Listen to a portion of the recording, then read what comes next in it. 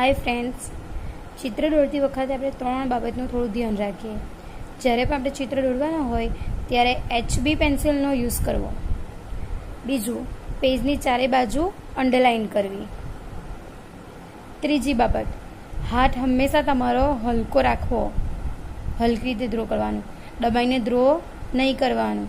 દબાઈને draw કરશો તો તમારે રફ કરશો ત્યારે થોડો પ્રોબ્લેમ આવશે, નીચેનું બધું છેકાછેક વધારે દેખાશે.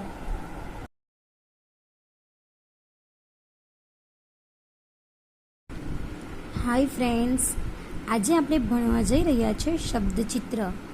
જો તમને આની અંદર દેખાય છે, આ જોકરનું ચિત્ર છે. એની અંદર લખેલું છે આ જો, અહીં ક ને આ ર.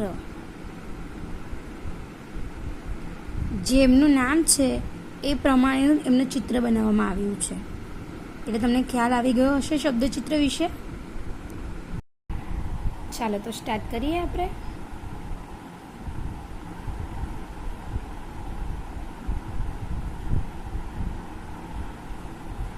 આપણે પહેલા બનાવીશું ગાય.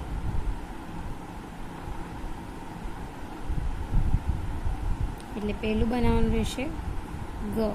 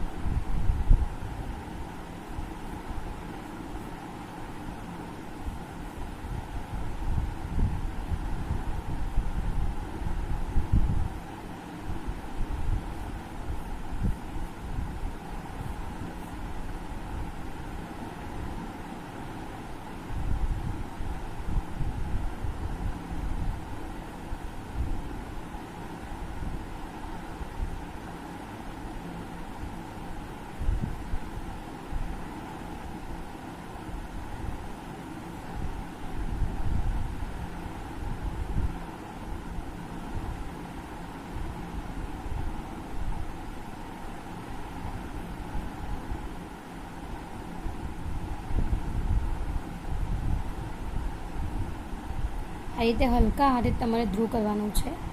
આ થઈ જાય પછી આપણે બ્લેક કલરની જેલ પેન યુઝ કરીશું.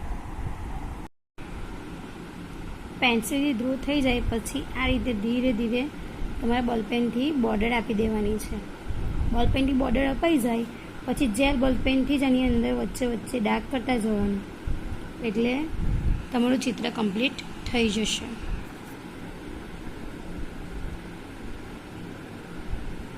આ રીતે કરતા જવાનું. પણ ધ્યાન રાખજો કે વચ્ચે ગેપ છૂટવી નહીં જોઈએ. થોડું ધીરે ધીરે કરવાનું, બહુ સ્પીડમાં કરવાની જરૂર નથી.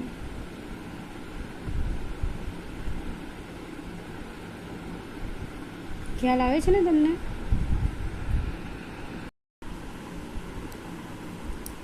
આ રીતે તમારે ધીરે ધીરે પોષણ કરતા જશો એટલે તમને ખ્યાલ આવતો જશે.